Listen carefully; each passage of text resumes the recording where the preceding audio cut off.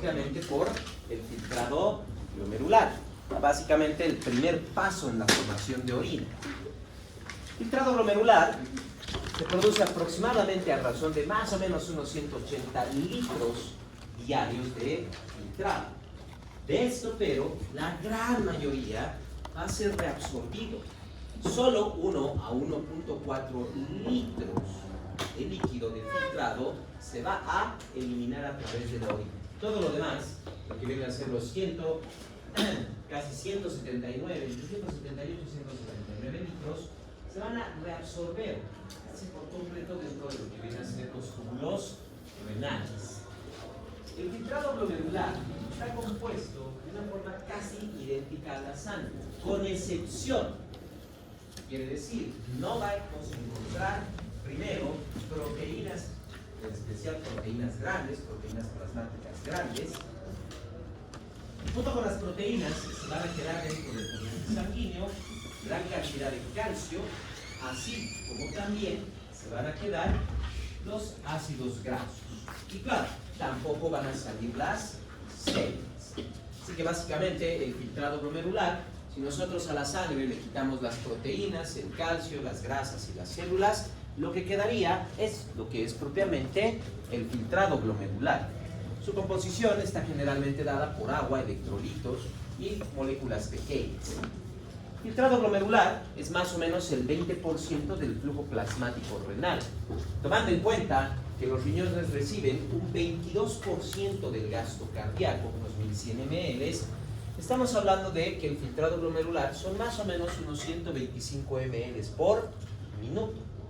Entonces, dentro de la nefrona vamos a tener que constantemente se va a liberar a través del filtrado unos 125 ml por minuto. Casi todo esto se reabsorbe durante el proceso de aclaramiento tubular, liberando como excreción urinaria solo 1 ml por minuto. Esto, claro, solo en promedio, no quiere decir que realmente sea constantemente 1 ml por minuto que se forma de orina. El filtrado glomerular va a depender en primer lugar del paso de las sustancias a través de lo que viene a ser la membrana capilar glomerular, que está formada por 3 capas, desde lo que viene a ser el interior del vaso sanguíneo hasta la cápsula de Bowman. Primero, tenemos el endotelio capilar. Entre las células endoteliales encontramos pequeños espacios para que pasen sustancias, pero lo más importante es que a nivel del endotelio encontramos pequeños orificios que atraviesan las células endoteliales y el espacio entre ellas, conocidas como fenestraciones. Es a través de las fenestraciones que van a poder salir una gran cantidad de componentes del torrente sanguíneo, principalmente moléculas pequeñas o elementos, como lo que viene a ser el agua, sodio, el potasio, el hidrógeno, el bicarbonato, una gran variedad de desechos metabólicos. Pueden pasar además pequeñas moléculas proteínicas, principalmente algunos pequeños aminoácidos, que algo importante que debemos tomar en cuenta. Podrían llegar a pasar inclusive algunas proteínas y aminoácidos por las fenestraciones. Pero hay un detalle importante. A nivel de las fenestraciones y en toda esta membrana encontramos cargas negativas. O sea, sí, puede que haya espacio para que pasen algunos pequeños lipéptidos, tripéptidos, algunos pequeños aminoácidos, pero no van a salir porque la mayoría de estas moléculas tienen carga negativa. Entonces, la carga negativa presente en estas membranas van a evitar que todas aquellas moléculas con carga negativa, que en esencia son principalmente aminoácidos y algunas proteínas, no puedan salir. Ya proteínas más grandes, como las proteínas plasmáticas, la albúmina, la prealbúmina, factores de coagulación y otras, no van a poder salir porque tienen mayor estructura que las mismas fenestraciones. Luego del endotelio viene la membrana basal. Es una red de colágeno y proteoglucanos. También presentan cargas negativas. Y por último, rodeando el glomérulo, el último paso hacia lo que viene a ser el espacio de la cápsula de Bowman, ahí vamos a encontrar las células epiteliales del glomérulo renal, también conocidas como podocitos. Estas células tienen prolongaciones de membrana celular a forma de pies, por eso se llaman podocitos. y estas se van a empezar a intercalar. O sea, estas prolongaciones de membrana se tratan de unir entre ellas, pero no es una unión completa. Hay pequeños espacios que se generan, conocidos como los poros de hendidura, los que tenemos aquí. Entonces, los podocitos no es que llegan a cerrar por completo los espacios entre ellos. Hay pequeños espacios que permiten el paso de sustancias. Estos poros de hendidura también presentan cargas negativas. Como podemos ver, en toda la membrana capilar glomerular, en sus 3 capas, están presentes esas cargas negativas. Si bien las fenestraciones, el espacio que hay entre la red de colágeno y proteoglucanos, así como también lo que son los poros de hendidura, pueden ser lo suficientemente grandes para que pasen algunos aminoácidos, unos dipéptidos, tripéptidos, pero como tienen esta carga negativa, no van a salir estas moléculas porque también son de carga negativa. Generalmente solo van a salir las cargas positivas en este sentido. Además, el filtrado a nivel de la cápsula de Bowman depende mucho de lo que viene a ser el tamaño y las presiones que se presenten aquí. En primer lugar, la capacidad de filtración de cualquier molécula depende mucho de su tamaño. Entre más grande sea, más difícilmente va a poder filtrarse, no encuentra un espacio suficiente. Entre más pequeña sea, mucha mayor facilidad para su filtrado. Por eso el agua, el sodio, el potasio, el cloro pueden filtrarse con bastante facilidad, ya que son moléculas extremadamente pequeñas para las cuales las fenestraciones, los espacios de la red de colágeno y proteoglucanos, así como también los poros de hendidura, pueden facilitar el paso de estas moléculas y sustancias. Entre más grandes sean, ya dificulta el paso y dependerá mucho de lo que vienen a ser propiamente las concentraciones y más aún de las presiones. Entonces, como estamos viendo, moléculas extremadamente pequeñas o átomos pueden filtrar con bastante facilidad. Moléculas grandes no tanto. Y sabemos que hay aminoácidos y algunas pequeñas proteínas, dipéptidos, tripéptidos, que tienen suficiente tamaño como para poder atravesar esta membrana glomerular, pero que no lo hacen por la presencia de esas cargas negativas. En caso de que empiecen a salir, normalmente no deberían existir proteínas en la orina. La única razón, o obviamente la principal razón para que existan proteínas en la orina, estamos hablando de una falla a nivel del glomérulo. Hay una lesión en el glomérulo del riñón que está permitiendo que se pierdan proteínas. Eso en el 99.9% de los casos, pero en un 0.1% donde podría haber presencia de proteínas en la orina, pero que no signifique una falla o una alteración renal. Eso puede ser por proteínas que se están liberando a nivel ya sea de la pelvis renal, los uréteres o la vejiga. Una de las principales razones, por ejemplo, las infecciones urinarias. Las células, tanto bacterianas como los leucocitos, a medida que van a ser destruidos y van generando sus metabolismos, van a ir generando productos de desecho como las proteínas que van a verse dentro de la orina.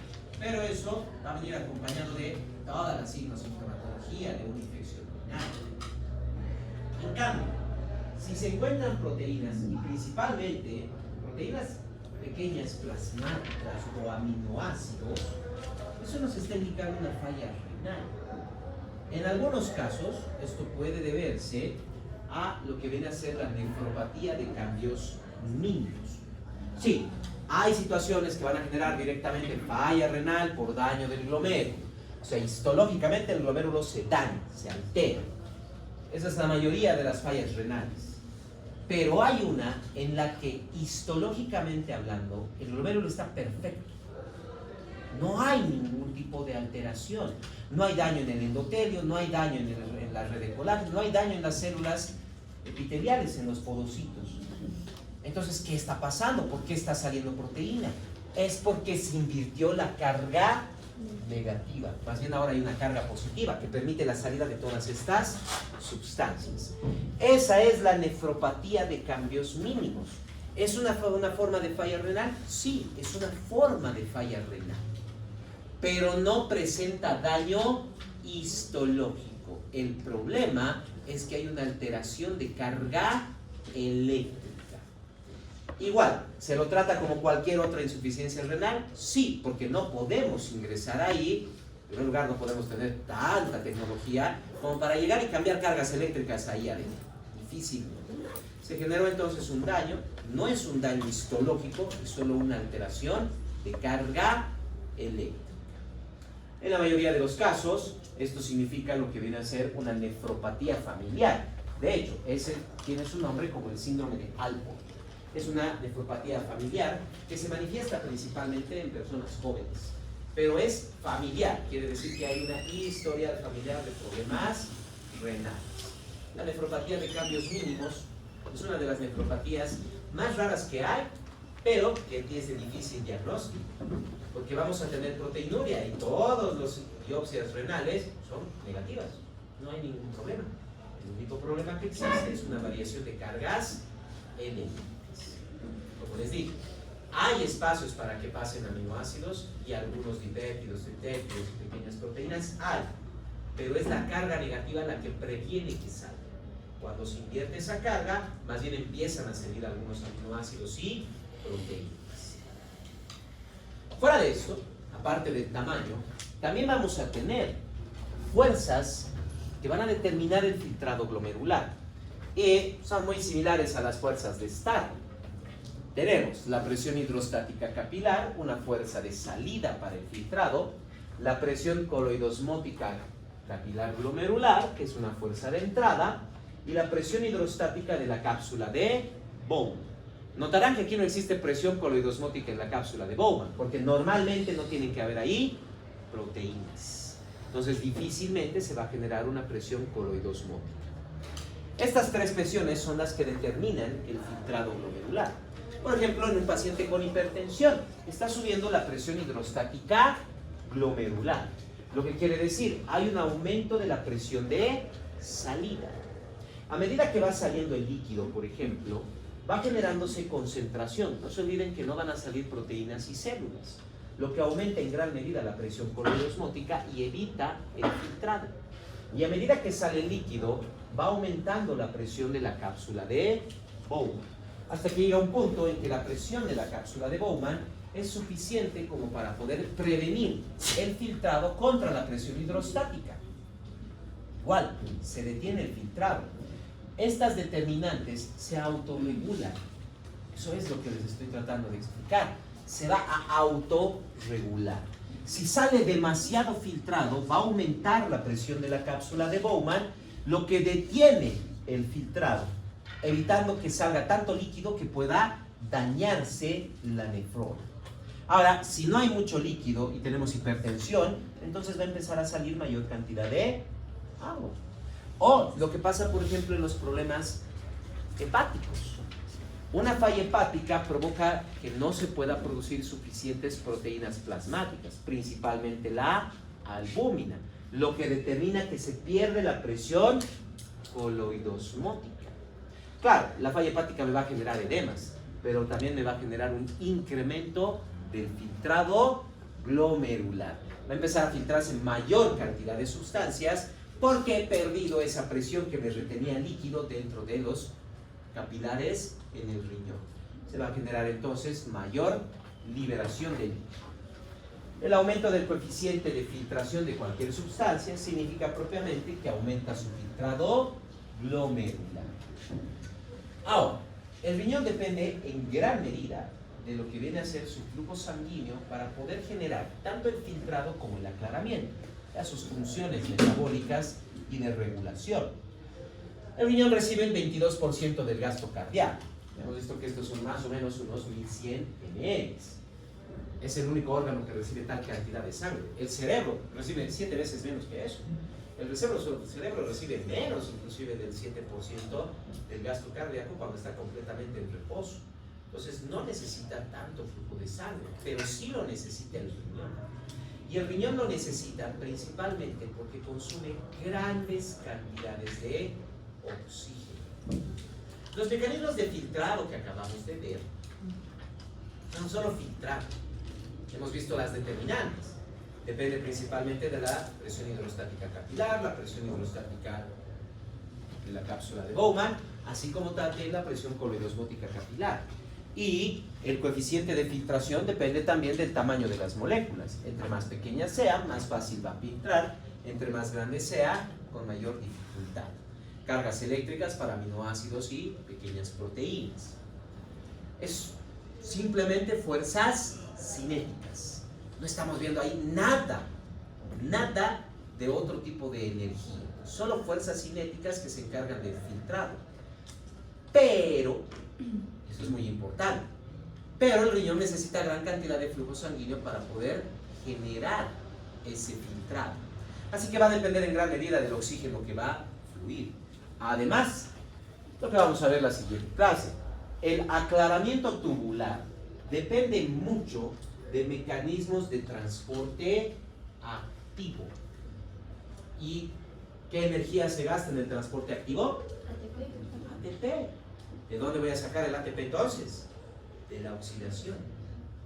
Entonces el riñón, como tiene tantos mecanismos de transporte activo, porque todo el tiempo está absorbiendo y secretando sustancias, todo el tiempo reabsorbe lo que necesita el cuerpo, elimina lo que no necesita el cuerpo, gasta grandes cantidades de energía al generar esos transportes.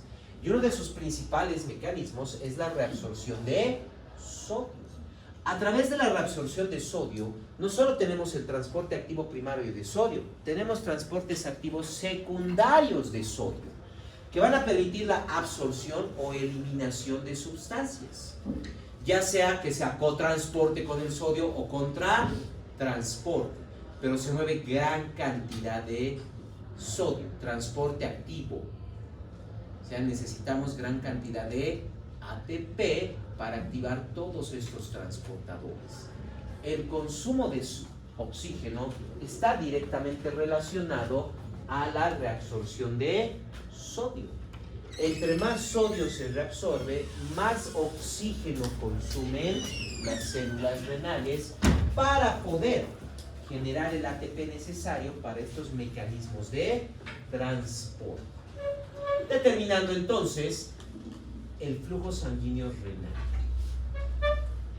Esto, además, depende de lo que es el gradiente de presión. Si la persona está hipotensa, por ejemplo, no va a haber mucho flujo sanguíneo renal. Va a disminuir en gran medida lo que va a ser la eliminación de agua, el sodio, etc. Y no solo de agua y sodio, sino de los diferentes componentes que forman la orina y que deben eliminarse. Eso básicamente porque no hay buen flujo sanguíneo. También depende de la resistencia, vasoconstricción, vasorelajación, que va a limitar la cantidad de sangre que fluye hacia el riñón. Por ejemplo, tenemos, en primer lugar, una modificación de flujos sanguíneos, por ejemplo, por el sistema simpático. Eso ya lo habíamos visto. Genera vasoconstricción. Entonces, la vasoconstricción a nivel esplácnico, que no está en que, por ejemplo, en ejercicio físico, va a disminuir el flujo sanguíneo, no va a haber ningún problema. Todos estos órganos van a disminuir su metabolismo. Pero el músculo estriado esquelético está en funcionamiento, por ejemplo, en ejercicio físico. Entonces, ¿qué pasa? Empieza a consumir oxígeno. El oxígeno al consumirse, ya sabemos, va a producir vasodilatación. Eso redistribuye la sangre, disminuyendo el flujo sanguíneo esplácnico, por ejemplo, y aumentando el flujo sanguíneo muscular. Lo que me va a disminuir la formación de orina. Cuando estamos haciendo algún deporte, etcétera, lo que menos necesitamos en ese momento es formación de orina. Necesitamos más bien flujo de oxígeno en todos los músculos para dar ATP. En reposo puede invertirse. Los músculos disminuyen su flujo y más bien hay una vasodilatación sistémica, lo que aumenta el flujo sanguíneo renal, aumentando lo que viene a ser propiamente la formación de orina. Además, hay una diferencia de flujo sanguíneo entre lo que es la corteza y la médula renales.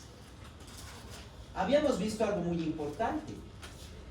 A nivel de la corteza renal es donde se encuentran todos los glomérulos, porque solo tenemos nefronas corticales o yuxtamedulares.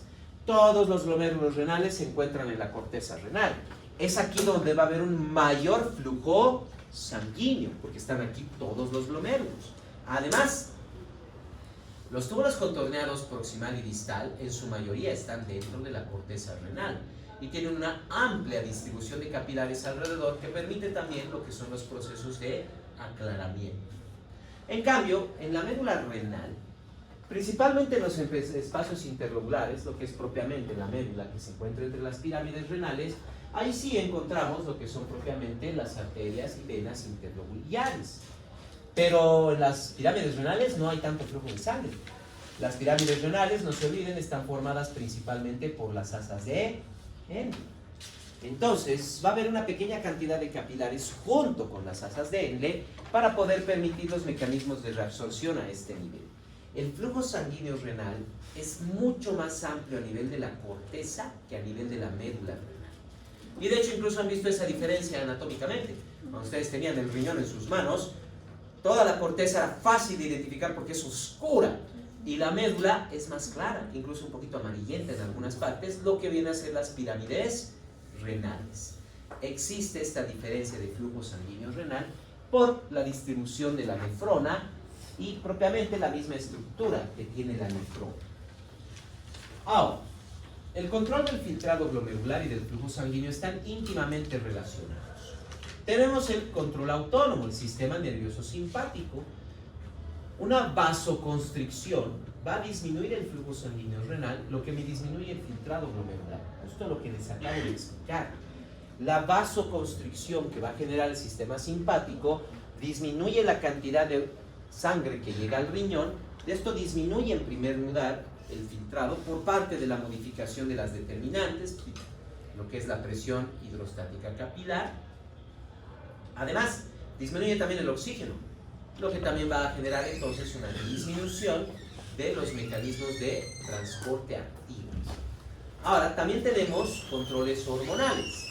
La vasoconstricción, por lo que viene a ser la noradrenalina, adrenalina, endotelina, angiotensina 2. Todas estas sustancias van a generar vasoconstricción, disminuyendo el flujo sanguíneo renal. Entonces, disminuyendo el filtrado glomerular. Vasodilatadores, como lo son el óxido nítrico, las prostaglandinas y la bradicinina, más bien me van a aumentar el flujo sanguíneo renal, aumentando también el filtrado glomerular. Y el riñón también se autorregula. Esto para evitar cambios extremos en la excreción renal. La formación de orina es casi constante. Hay solo pequeñas situaciones, y la mayoría van a ser alteraciones patológicas, donde disminuye o aumenta el filtrado glomerular. En la mayoría de los casos es un filtrado constante. Claro, no quiere decir que orinemos todo el tiempo. No se olviden que de 125 ml, 124 se reabsorbe, solo 1 ml por minuto se libera por la orina, y eso tampoco se elimina todo el tiempo, porque tenemos la vejiga que va acumulando orina hasta el momento en que se tenga que generar el reflejo miccional y se produzca entonces la liberación de lo que viene a ser la orina. Entonces el filtrado es casi constante, depende mucho del equilibrio que se va a generar de fuerzas y de presiones alrededor del glomérulo. Encontramos lo que viene a ser el equilibrio glomérulo-tubular.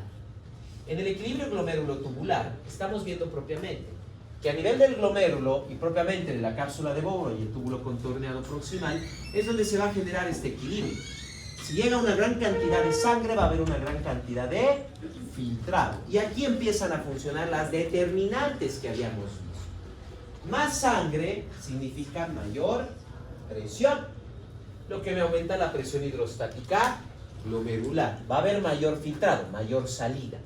Pero a medida que sale el líquido, tenemos la presión hidrostática de la cápsula de Bowman. Entonces va saliendo el líquido, va perdiéndose la presión capilar y va aumentando más bien la presión de la cápsula de Bowman. Se empieza a equilibrar hasta que hay mayor presión en la cápsula de Bowman que la presión hidrostática. Estas dos fuerzas han invertido, ahora ya no hay filtrado. A medida que la cápsula envía ese líquido hacia los túbulos, principalmente al túbulo contorneado proximal, va disminuyendo la presión hidrostática de la cápsula de Bowman. Nuevamente empieza a haber filtrado. Ese es el equilibrio glomérulo-tubular. Ese es el equilibrio que se genera por estas determinantes. Y claro, puede modificarse. Existe lo que es la diuresis y natriuresis por presión. Esto es como una represa. Si yo tomo el río y le coloco una presa, va a detenerse el agua. Pero ¿en qué momento va a pasar el agua? Cuando supere el nivel de la represa. Es lo mismo que pasa aquí. Hay situaciones que pueden generarme, por ejemplo, en condiciones normales, va a filtrar líquido y aumenta la presión de la cápsula de Bowman. Esto va a detenerme en filtrar.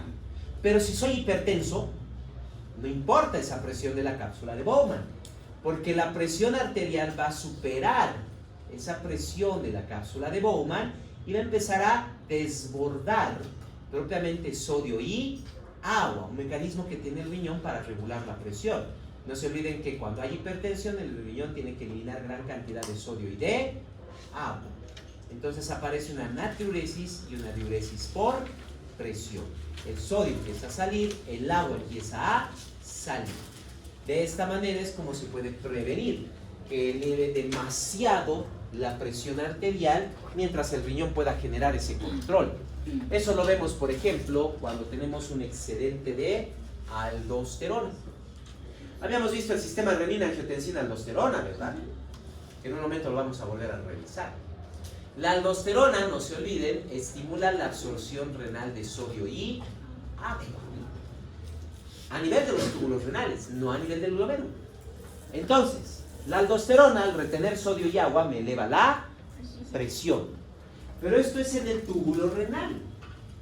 Una vez que sube demasiado la presión en el torrente sanguíneo, me va a aumentar la presión hidrostática del glomérulo, lo que va a provocar una natriuresis y diuresis por presión, evitando que la hipertensión que me va a generar la aldosterona pueda subir a niveles donde se rompan todos los vasos sanguíneos, previniendo las hemorragias.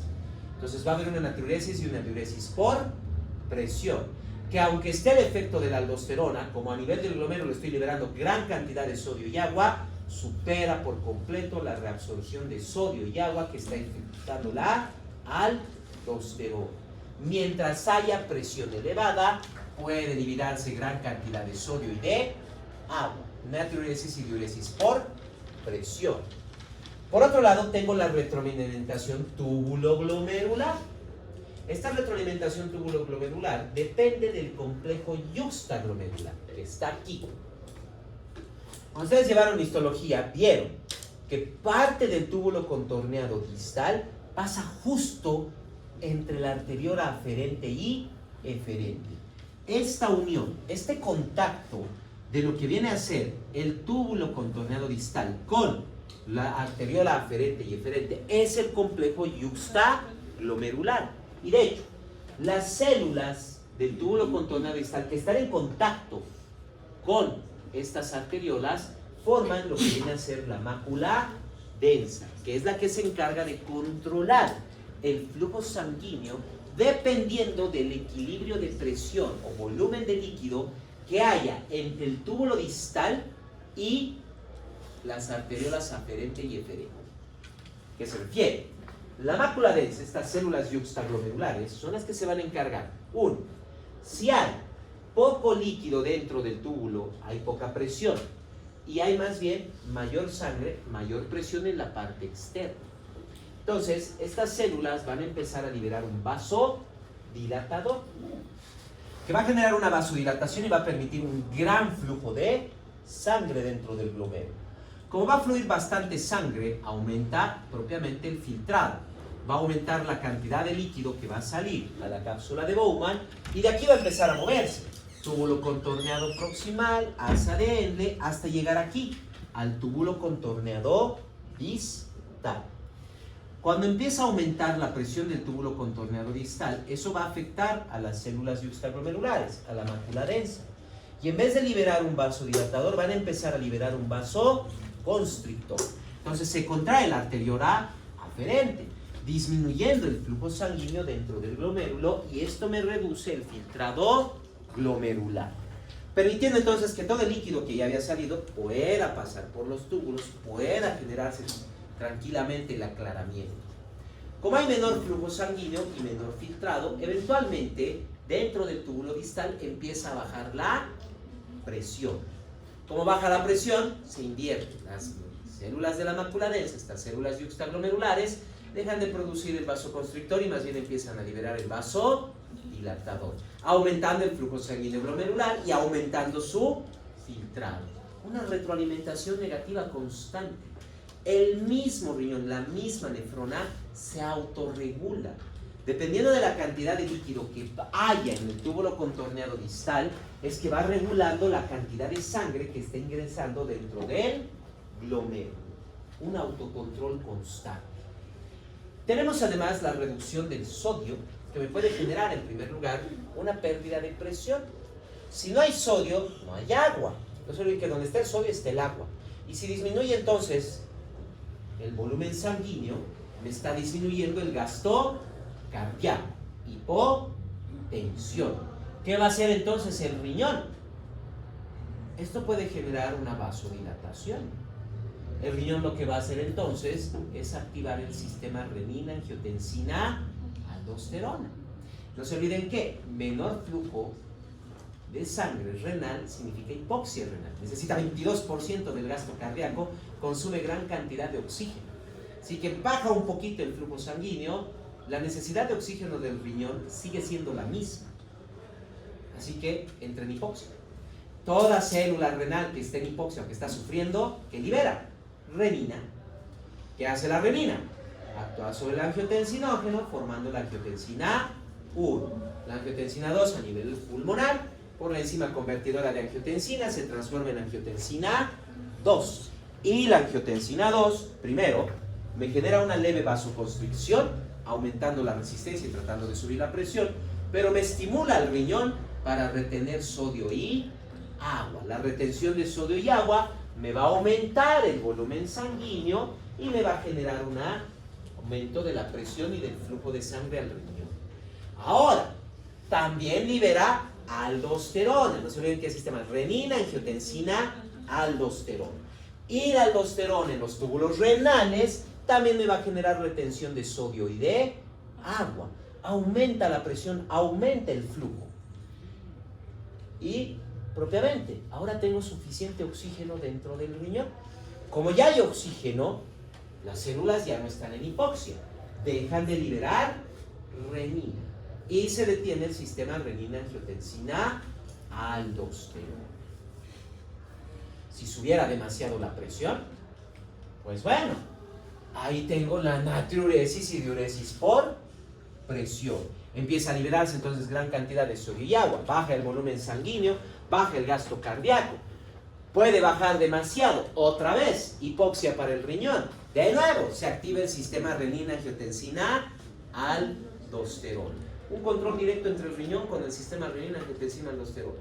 Presión arterial, sistema de renina y natriuresis y diuresis por presión. Igual, un tercer sistema de control, renal.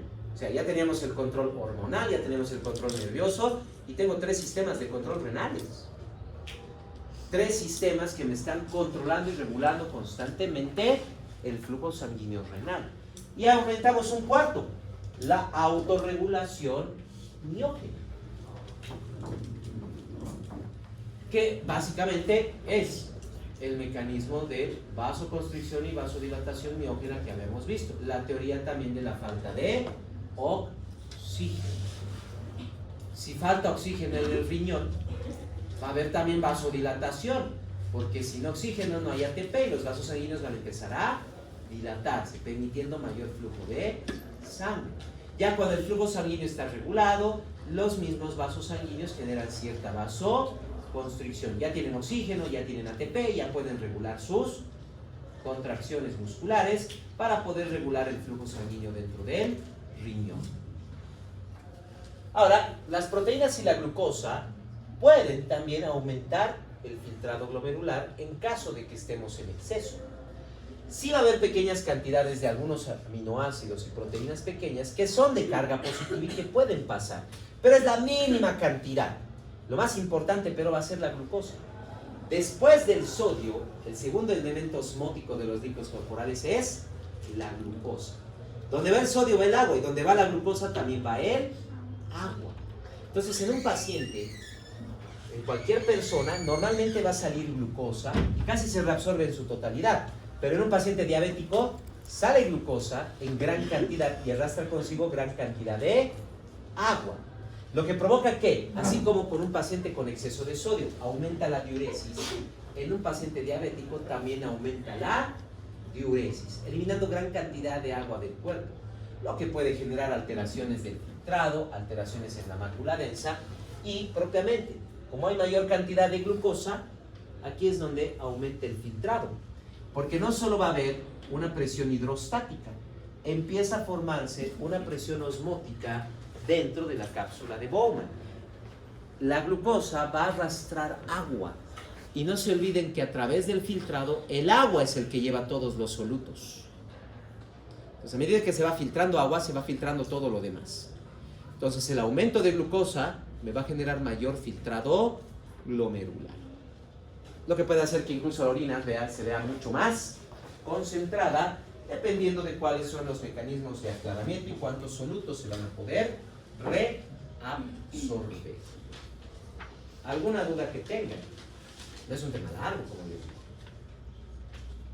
De hecho, y como les expliqué el anterior día, jueves, básicamente esto era parte del tema de función renal que habíamos visto. Pero como lo dividieron, lo separaron, quedó una parte pequeña.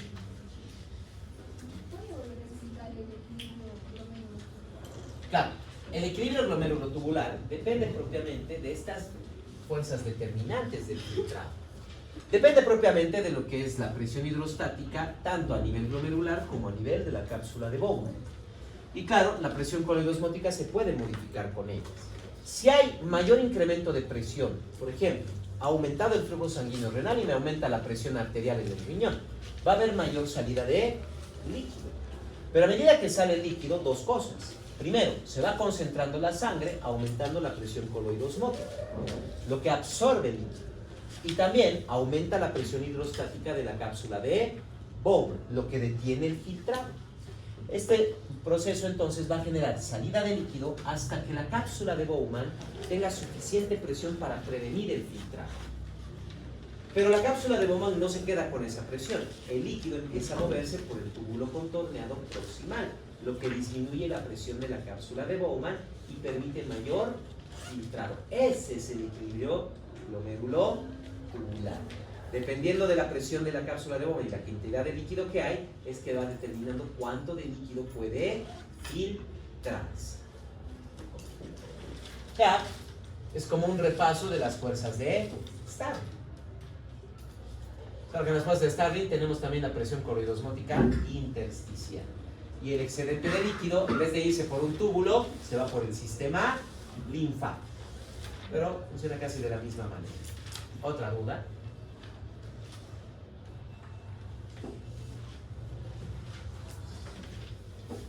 ¿Dudas?